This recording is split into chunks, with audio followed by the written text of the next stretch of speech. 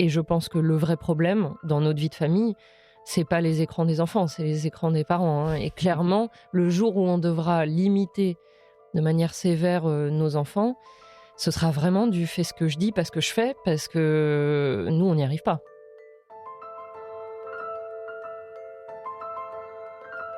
Bienvenue dans Mère, le podcast du média Les Louves qui accompagne les femmes dans la maternité depuis 8 ans. Je suis Marine Defresne, cofondatrice des Louves, journaliste et maman de 2 enfants, et j'aime au plus haut point la plongée dans l'intime et dans le secret de nos vies de femmes que nous offrent les podcasts.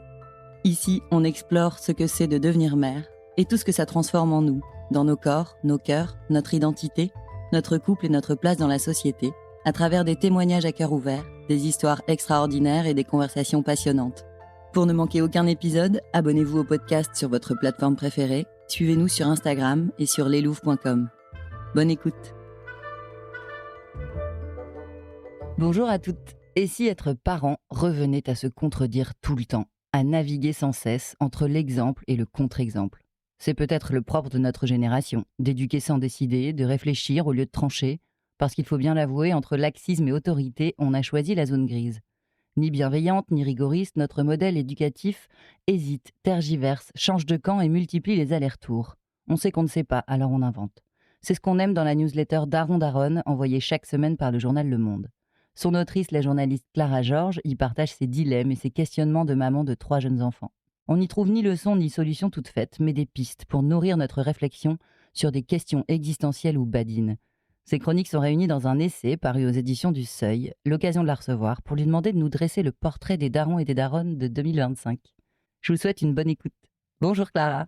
Bonjour Marine. Merci d'être venue aujourd'hui, juste avant de partir à la rédaction, j'imagine. Absolument. Oui. Alors la newsletter Daron Daronne, qui est mise en livre, si on peut dire, ce mois-ci, elle est née en novembre 2022. Je me suis demandé quel était le sujet que tu avais eu hâte de traiter quand tu as démarré ce projet. Il y en avait énormément, mais c'est vrai que peut-être si je dois en citer un, ce serait une question qui me taraudait beaucoup en tant que mère et dont on parlait énormément avec mon compagnon. À l'époque, mes enfants devaient avoir... enfin, ils étaient tout petits, je me souviens plus de leur âge, mais ils avaient 7... 3 et 2 peut-être. Et on avait observé que dès son plus jeune âge, notre aînée, dès la crèche en fait, s'était mise à s'associer à des amis qui lui ressemblaient. Des amis qui avaient des parents au profil à peu près similaire au nôtre, des amis de la même couleur de peau, des amis qui avaient les mêmes activités culturelles. Elle était toute petite. Et on a commencé à se demander comment ça se faisait et à quel âge les enfants avaient une conscience de classe, en fait. Ça nous préoccupait beaucoup parce qu'on se disait, mais en fait, nous, on tient énormément à la mixité. Et puis surtout, en fait, nos enfants, ils vivent dans un monde divers. Donc, pourquoi, qu'est-ce qui fait qu'ils se tournent vers des gens qui leur ressemblent à un si jeune âge? Est-ce que c'est notre faute? Est-ce que c'est eux? Et donc, l'une des premières chroniques que j'ai faites dans la newsletter portait là-dessus. La question, c'était: nos enfants ont-ils une conscience de classe? Et pour ça, je suis allée lire un livre extraordinaire d'un sociologue qui s'appelle Bernard Lahire, qui a écrit Enfance de classe. Ils sont 17 à avoir interviewé 35 tout petits enfants de 5 à 6 ans qui sont en grande section, et pour faire leur portrait des enfants de milieux très très divers en France. Et il transparaît de ce livre quelque chose d'un constat qui est quand même globalement assez pessimiste, qui est que déjà à 5 ans, les enfants ont des modes de vie tellement différents les uns des autres, des structures quotidiennes si différentes les unes des autres, qu'ils vivent, je crois que Bernard Lahire l'écrit en disant: les enfants vivent au même moment dans la même société mais pas dans le même monde. Donc c'était un peu pessimiste. Donc il y a un rôle du parent dans tout ça. Oui, je pense qu'il y a un rôle du parent qu'il ne faut pas non plus surestimer, mais c'est un peu comme tout dans la parentalité, c'est-à-dire je trouve que c'est une des questions qu'on se pose le plus en tant que parent, c'est: qu'est-ce que j'ai comme influence sur mon enfant? Quel est son libre arbitre? Il ne faut pas non plus fantasmer une toute-puissance parentale. Ça rejoint la question du choix des écoles, publiques-privées, c'est l'éternel débat. Absolument, et ça rejoint cette question de manière très frontale parce que nous, donc, on a fait le choix du public et j'espère qu'on continuera à le faire. Enfin, pour le moment, je vois pas de raison de ne pas le faire. Mais c'est une question que j'ai aussi abordée dans ma newsletter et qui est dans le livre d'Daron Daronne, qui est de savoir pourquoi cette question crispe autant les parents.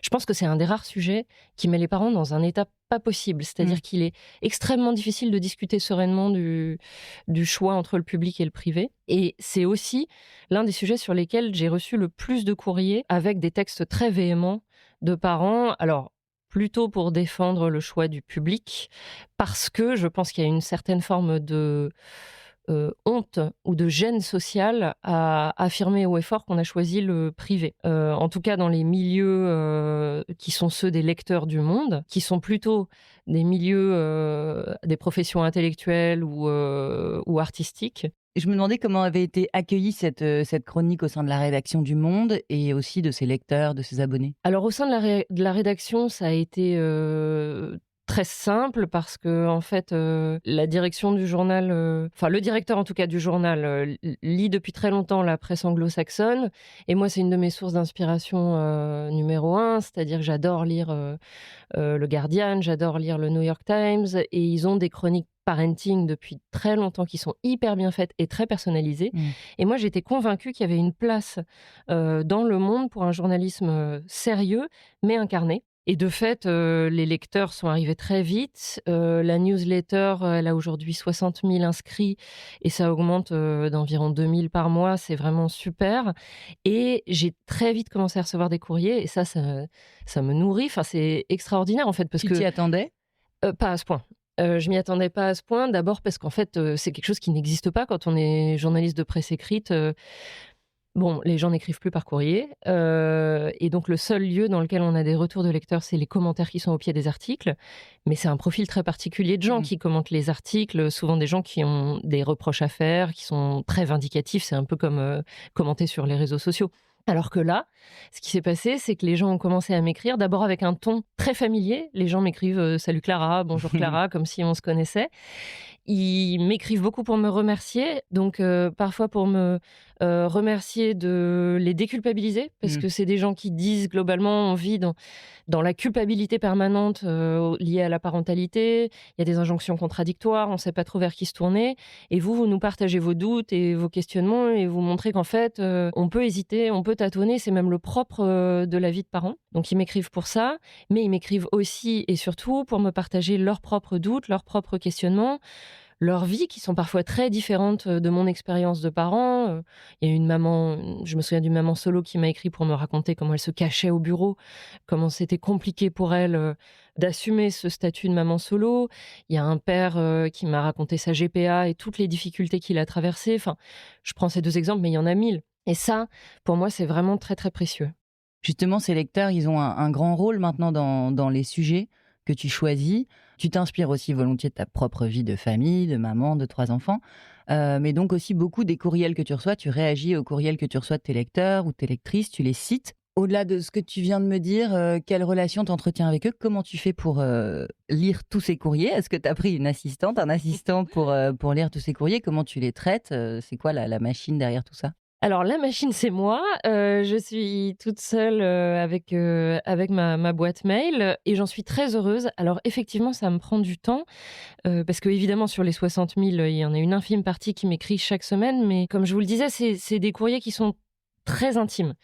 Et donc, je peux pas faire un mail type de réponse dans lequel je dirais « Merci beaucoup de m'écrire, c'est vraiment adorable, on se reparle bientôt ». Donc, je prends le temps, je prends 1 heure par-ci, 1 heure par-là. Je reçois environ une 30aine de courriers par semaine. Et je les lis tous et je réponds à tous parce que c'est aussi ça qui fait infuser le débat. Parfois, les gens ont des critiques à formuler et ces critiques sont très riches pour moi. Parfois, ils sont en désaccord avec ce que j'écris, parce que je fais des choix, hein, quand même. Je fais des choix de vie, des choix de parentalité. Je m'inscris pas dans un camp.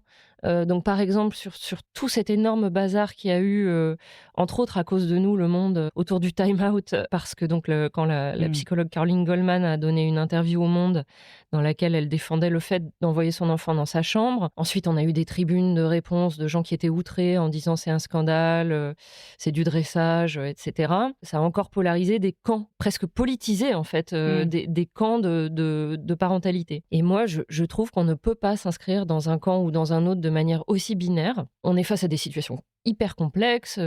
Quand les gens m'écrivent, pour revenir à ça, avec une question précise, je leur dis toujours que je peux pas leur répondre. Moi, je suis pas psychologue, je suis pas psychanalyste. Je les renvoie vers de l'aide autour d'eux, quoi. Mais en revanche, quand les gens m'écrivent avec des questionnements plus d'ordre philosophique ou avec des questionnements hyper matériels, par exemple, j'ai une lectrice qui m'avait écrit il y a quelque temps en me disant, bah voilà, mon fils a les cheveux longs, son fils devait avoir 5 ou 6 ans, et ça devient vraiment très difficile socialement parce que tout le monde lui s'adresse à lui, enfin le mégenre, quoi. Tout le monde s'adresse à lui comme à une petite fille en disant bonjour ma jolie, etc. Il le vit pas mal, mais qu'est-ce que je dois faire en tant que parent? Est-ce que je dois continuer d'assumer ça et lui mettre des barrettes? Bon, j'ai pas la réponse à ça. En revanche, j'ai gardé ce mail dans un coin de ma tête en me disant un jour il faudrait que j'explore cette question-là. Je l'ai pas encore fait, mais je trouve que c'est une question vraiment importante qui rejoint quelque chose qui me tient beaucoup à cœur sur un plan personnel et qui est de l'ordre de vraiment de la préoccupation, qui est comment élever un garçon. Moi, j'ai d'abord eu 2 filles, puis un garçon. Je viens d'une famille dans laquelle il y avait beaucoup de filles et peu de garçons. Et donc, pour moi, c'est une découverte. Pose plus de questions sur l'éducation de ton garçon. Je sais pas, je trouve que c'est vachement plus difficile, en fait, d'élever un petit garçon. Non pas que je me heurte à des impossibilités au quotidien, mais je me pose plus de questions. Et il est tout petit, hein. Mais c'est vrai qu'il est à la fois, c'est un petit enfant qui est très doux et à la fois conforme aux attentes de genre d'une certaine manière. Il adore le foot, bon voilà. Mais je vois bien que déjà à son âge, en maternelle, il est confronté à des pressions sociales qui sont très différentes de celles qui s'exercent sur les petites filles. Ça fait au moins 2 ans qu'il refuse qu'on lui achète des vêtements autres que noirs parce qu'il a peur qu'on se moque de lui s'il porte ses couleurs préférées, à savoir l'argenté ou le doré. Il est très préoccupé par le paraître et comment s'intégrer à un groupe de garçons. Il a des amis garçons et des amis filles, mais qui se côtoient très peu. Et donc je me dis, mais quand même, on est qu'en maternelle. Comment Mais ça commence préserver déjà, Ouais, c'est ça. Et puis comment préserver la douceur qu'il porte en lui, sans pour autant qu'il soit ostracisé, ce qui n'est pas le cas pour le moment. Bon, très bien, peut-être qu'il va naviguer là-dedans. Mais comme j'ai pas eu cette expérience-là, moi j'ai eu une expérience de petite fille qui n'était pas forcément facile non plus, mais avec d'autres. oui. Est-ce que les pères sont aussi concernés par ce genre de questions? Ah ouais, je pense. Enfin, en tout cas, Est-ce qu'ils s'y intéressent? oui, je pense que les pères s'y intéressent énormément, plus qu'avant. Et ça, c'est un des grands bienfaits de tout ce qui existe, de vous, de ce que en fait tout le monde fait autour de la parentalité depuis maintenant une bonne dizaine d'années. Les pères existent davantage dans leur rôle de père. Pas partout, pas de manière uniforme, mais ça vient. Je le vois par exemple sur la newsletter, c'est-à-dire que moi au début j'avais très peur de n'avoir que des lectrices. Les premiers mails, pendant les 3 ou 4 premières chroniques, c'était que des femmes qui m'écrivaient et je me souviens très bien de mon premier lecteur. Je lui avais écrit en lui disant: «Oh là là, vous êtes mon premier daron, merci beaucoup». Bon, entre-temps, la situation a beaucoup évolué et j'ai, récemment, là, cette semaine, j'ai eu un espèce de cartographie de ma newsletter grâce à une équipe interne du journal qui m'a permis de découvrir. Il y a toute une partie des lecteurs, on ne sait pas qui ils sont, une moitié, je dirais, mais sur l'autre moitié, j'ai 30% de lectrices et 20% de lecteurs. Donc c'est pas équilibré, mais c'est beaucoup plus équilibré que ce à quoi on pourrait s'attendre. Mais c'était très important pour moi de m'adresser autant aux pères qu'aux mères, oui. Et je suis heureuse que ce soit le cas. Aujourd'hui, je reçois beaucoup de courriers de pères et de pères qui parlent de ces préoccupations-là, qui disent, voilà, j'ai pris un congé parental, comment est-ce que je prends ma part? Pas seulement j'aide ma femme, mais je prends ma part dans la charge domestique, dans la charge parentale. Des gens qui se posent beaucoup de questions. Évidemment, c'est pas le cas de tout le monde. Tout le monde n'est pas en position de faire ça. Tout le monde ne peut pas prendre un congé parental. C'est infime, hein, on le sait bien. C'est autour de 3 ou 4% aujourd'hui des congés parentaux sont pris par des hommes. Mais je veux croire que c'est comme ça que ça va bouger. Comme ça, et avec l'aide des pouvoirs publics. Parce qu'en fait, c'est vraiment des choix politiques. Tu parlais de ce débat entre une éducation plutôt autoritariste et une éducation plus bienveillante. J'imagine que c'est un sujet qui revient beaucoup, cette polarité, cette politisation presque. Toi, tu choisis de ne pas la résoudre. Est-ce que tu tranches? Je crois que cette question, elle est éternelle et elle sera jamais complètement résolue. Mais moi, j'ai tendance à penser que on a été peut-être un petit peu trop soumis à des injonctions contradictoires sur ce sujet comme sur d'autres. Ce qui me gêne en fait, que ce soit dans les discours autour des neurosciences et leurs bienfaits ou dans les discours autour de l'autorité et ses bienfaits, c'est qu'ils ne laissent pas la possibilité à une forme de complexité d'exister. C'est-à-dire, bon, moi, je suis vraiment pas très friande d'Isabelle Filiosa et consorts, parce que pour moi, c'est une lecture de la réalité qui est complètement parcellaire et on peut pas vivre comme ça. D'abord, je trouve que c'est extrêmement culpabilisant, contrairement à ce que ça semble porter comme message. Et ensuite, il me semble que c'est très réducteur. Donc je suis plutôt pour ces tâtonnements, au quotidien qui font que je suis face à mon enfant qui, s'énerve. Bon, je réfléchis, qu'est-ce qui s'est passé dans sa journée?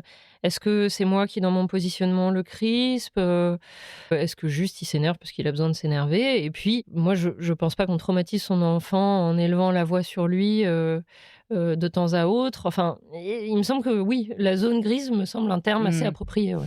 J'ai été surprise aussi par la façon dont tu traitais la fameuse question des écrans. Je prends les grands sujets marronniers hein, parce que ça intéresse tout le monde, sur lequel toi tu es assez en paix sur l'avantage des écrans, le fait qu'ils font partie de nos vies et de notre monde. Est-ce que tu peux expliquer ton point de vue et ta façon de régler un peu cette question de notre addiction aux écrans, de celle potentielle de nos enfants?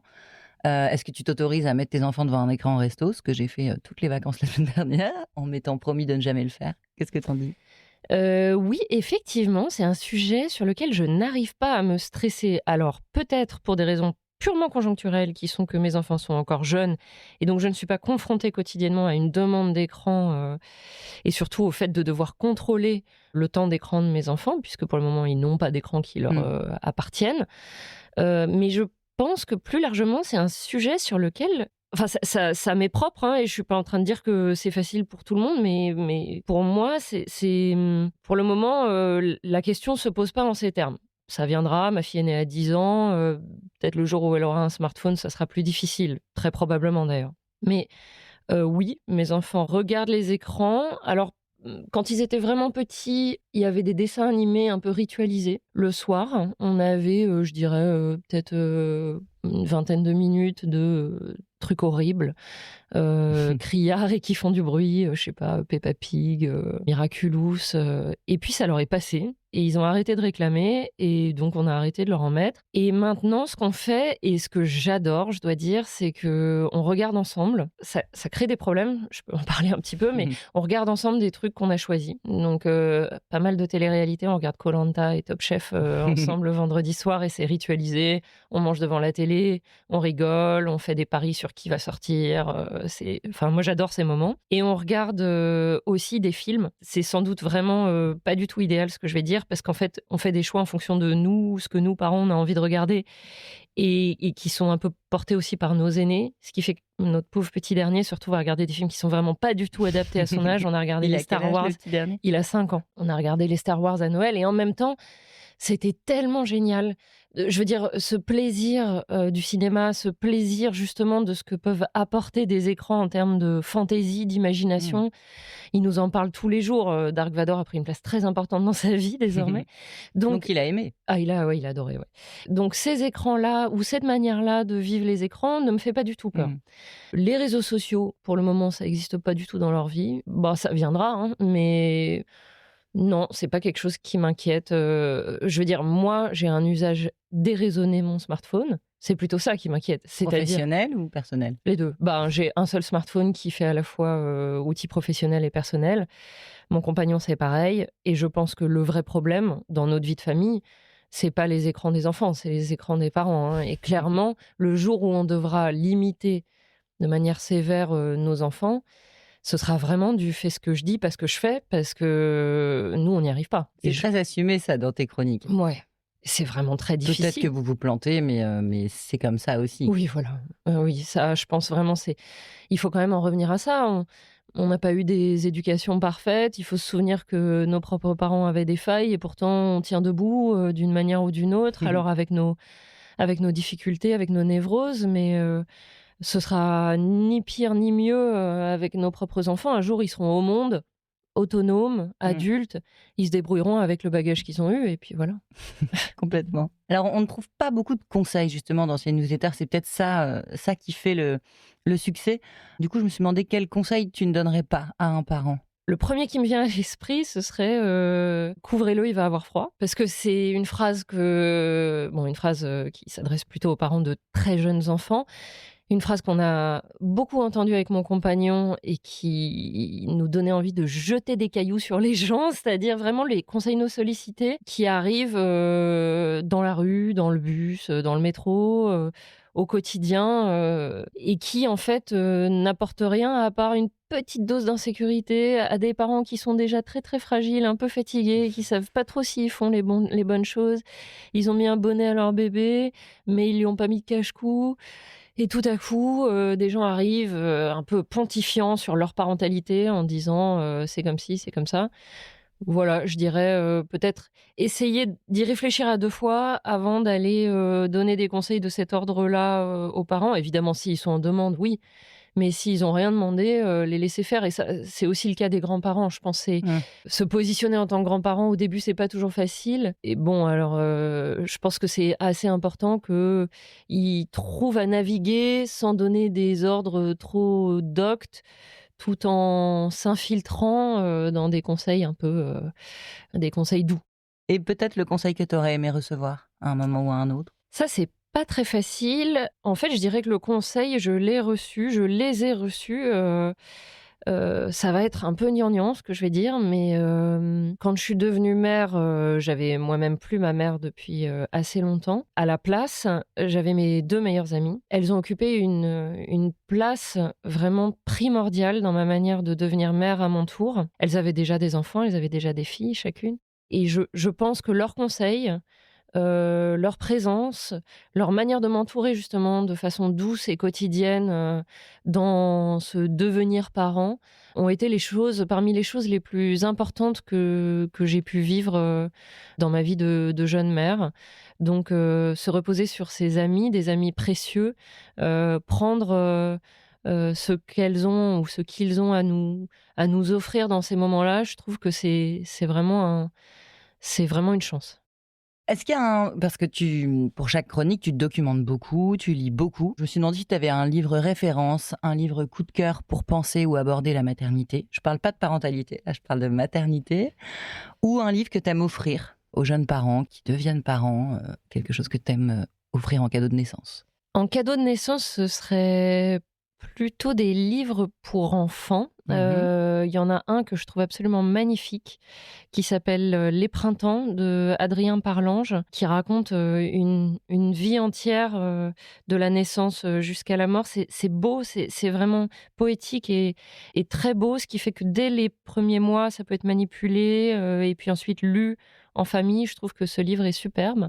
Des livres sur la maternité, j'en ai moi-même assez peu lu. Alors ça va paraître, peut-être un peu baroque, ou pas d'ailleurs, je sais pas, mais quand j'étais enceinte, j'ai lu, le Laurence Pernoud et aujourd'hui, sa petite fille qui s'appelle Clémence Pernoud a repris, J'attends un enfant et j'élève mon bébé, qui sont quand même des grands classiques, de la littérature périnatale. Elle les a repris avec, une forme de modernisation que je trouve vraiment intéressante. Donc c'est du classique de chez classique, mais pour moi, ça a fonctionné. Très bien. Très bonne reco. Merci beaucoup. Merci d'être venu. Merci.